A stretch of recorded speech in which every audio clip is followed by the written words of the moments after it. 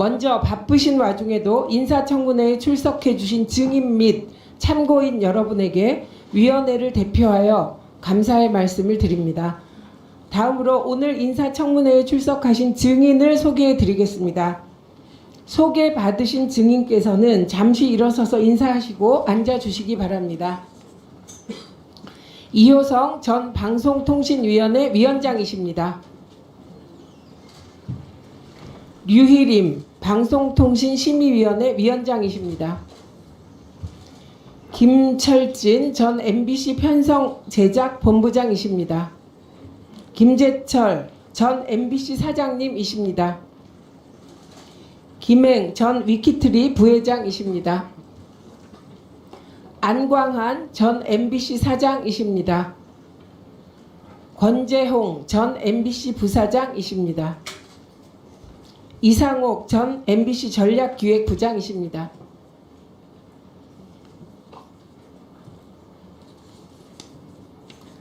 또 있나요?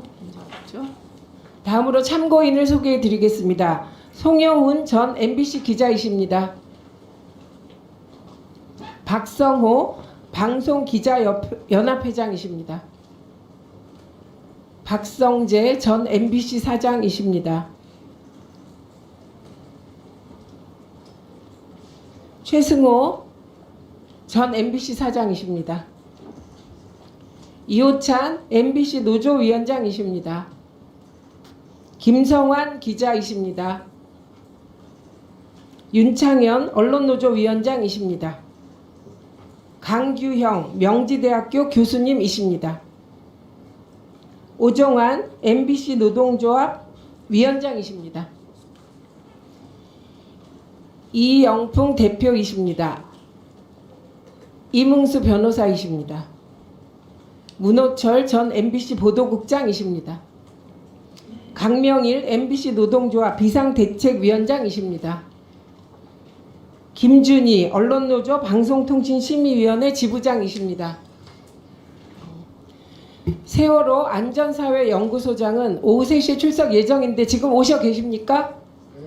네, 고맙습니다.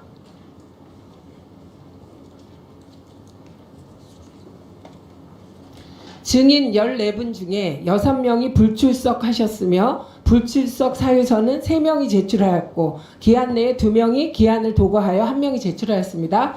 불출석한 증인의 고발 여부에 대해서는 위원장이 간사위원님들과 협의하여 추후에 결정하도록 하겠습니다. 증인과 참고인의 출석 여부에 대해서는 배부된 자료를 참고해 주시기 바랍니다. 특별히 대중예술인들께서는 따로 입장을 전해 오셨습니다. 대체적으로 이분들은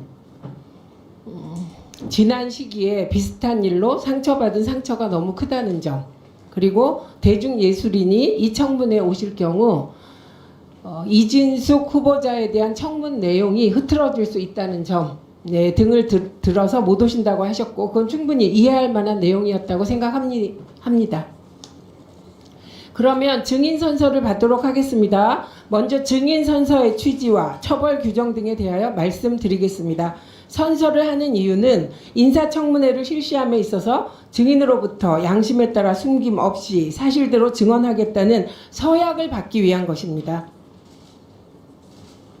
증인이 정당한 이유 없이 선서 또는 증언을 거부하거나 증언을 함에 있어서 국회의 권위를 훼손하거나 위증을 하는 경우에는 국회에서의 증언, 감정 등에 관한 법률 제15조에 따라 고발될 수 있음을 미리 알려드립니다.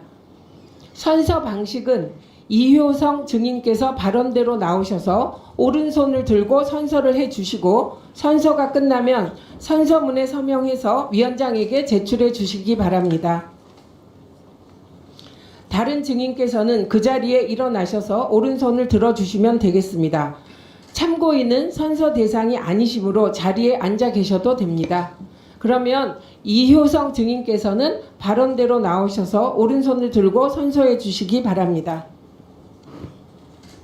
선서. 본인은 국회가 실시하는 방송통신위원회 위원장 후보자 인사청문회와 관련하여 과학기술정보방송통신위원회에서 증언을 함에 있어 국회에서의 증언 감정 등에 관한 법률 제7조의 규정에 의하여 양심에 따라 숨김과 보탬이 없이 사실 그대로 말하고 만일 진술이나 서면 답변에 거짓이 있으면 위중의 벌을 받기로 맹서합니다.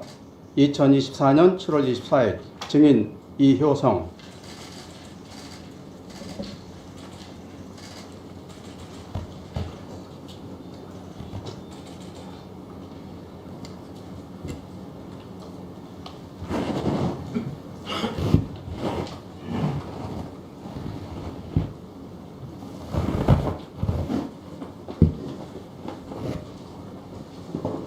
증인들께서는 자리에 앉아주시기 바랍니다. 조국혁신당 이혜민입니다.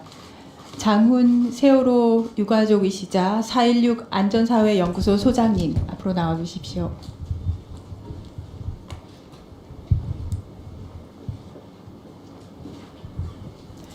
저는 사실 유가족께서 참고인으로 나와주셔서 진심으로 감사하다는 말씀 드리고요. 이 참석 자체가 정말 어려운 발걸음이었을 거라고 생각을 합니다. 유가족께서 계시는 자리에서 이진숙 후보자에게 먼저 질문을 드립니다.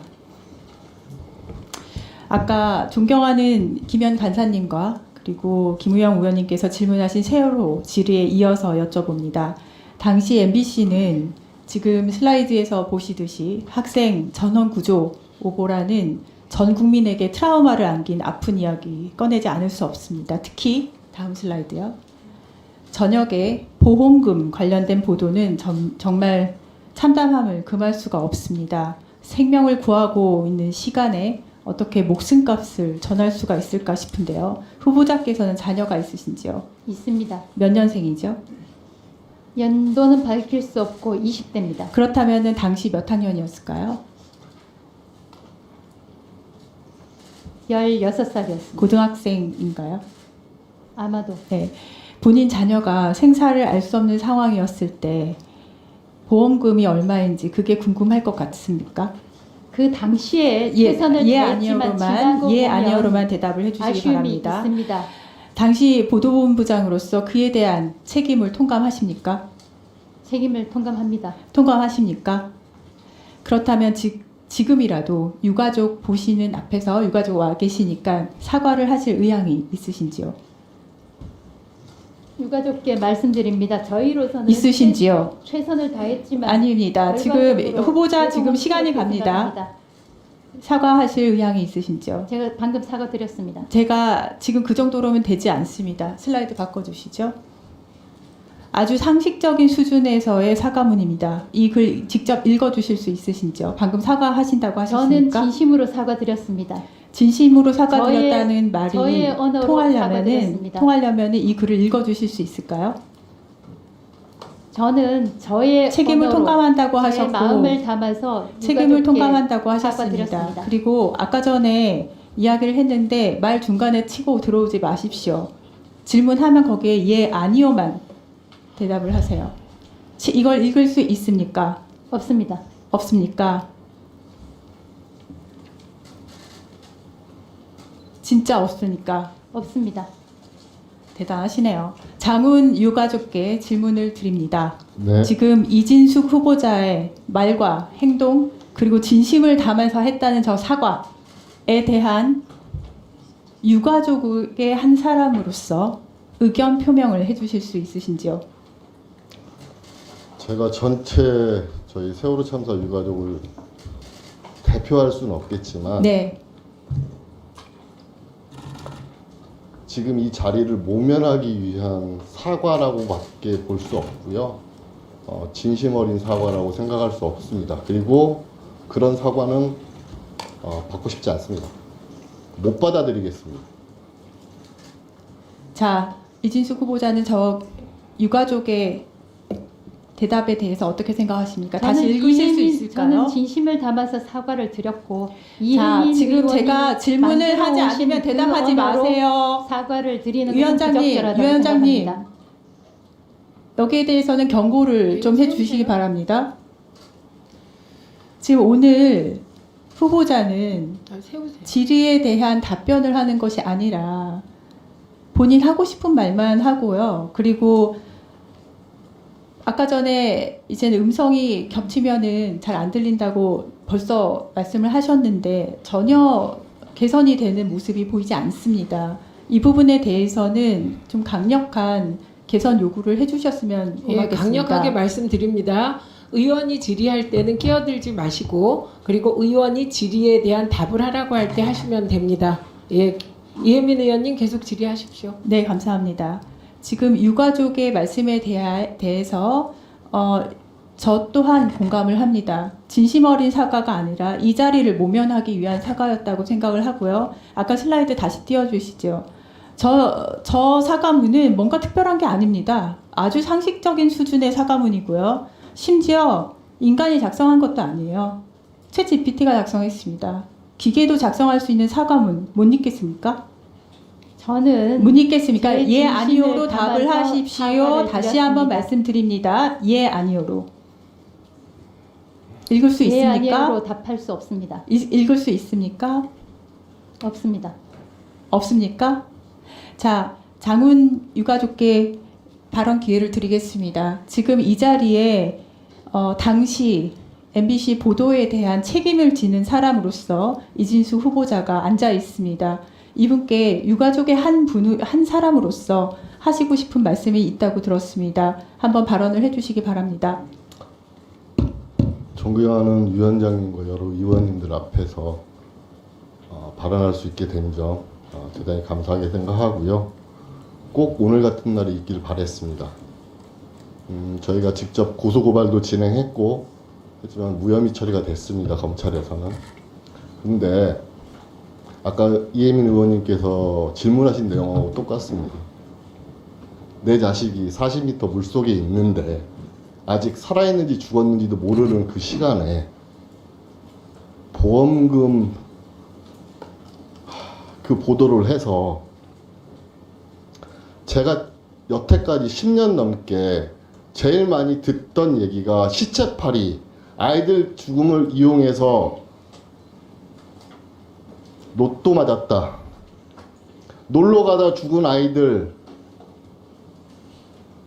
얼마나 더 보상해줘야 되느냐, 이 얘기밖에 들은 게 없습니다. 도대체 왜 그런 보도를 했으며 그 보도가 얼마나 많은 유가족들의 가슴을 찢어 발겼는지 묻지 않을 수 없고요. 하나 더 묻고 싶은 건 이겁니다. 당시 목포 MBC 기자들이 서거차도 동거차도 다 들어가 있었습니다. 전원구조 오보라고 그 당시에 다 중앙 MBC로 계속 타진했습니다. 왜 무시하고 MBC만 제일 오랫동안 전원구조 보도를 계속 내보냈는지 이해를 못하겠고요. 목포 MBC와 중앙 MBC의 뭐 알력이라든지 보도본부장과 그 보도국가의 알력은 내가 잘 모르겠습니다. 하지만 기자라면 마땅히 아픈 사실이라도 사실만을 보도하고 그 사실이 국민께 제대로 전달되도록 해야 되는 게 기자의 본분 아니겠습니까? 저희는 전원구조 오보라는 것으로부터 시작해서 끝을 알 수 없는 심연의 구렁텅이로 아주 빠져들어서 지옥에서 아직도 헤매고 있습니다. 그 첫 단추가 바로 그 전원구조 오보입니다. 그렇다면 한 번이라도 제대로 된 사과라든지 오보에 대한 정정 보도를 한 적을 본 적이 없습니다. YTN 한 군데만 하더군요. 여기 최승호 사장님 와 계시지만 최승호 사장님 당시에 MBC 사장 아니었습니다. MBC 사장 되시고 저희한테 사장님 되신 다음에 죄송하다고 사과했지만 당시에 보도본부장, 보도국 사람들 한 명도 제대로 사과하지 않았습니다. 그 여파가 얼마나 크냐면 구조하러 가던 해경들조차도 전원구조 오보를 듣고 속력을 늦췄습니다. 그 1분 1초가 아까운 시간에 민간 잠수사들 전부 짐 싸서 꾸려가지고 내려가다가 차 돌렸다는 민간 잠수사들 상당히 많습니다. 직접적으로 제가 들은 증언들입니다. 이런 대참사를 발생하게 해놓고 방금 사과는 사과가 아닙니다. 그리고 저희가 100번 양보해서 실수했다고 치고 그 실수에 대해서 바로 사과하고 바로 잡아야죠. 그런 걸 본 적이 없습니다. 이런 분이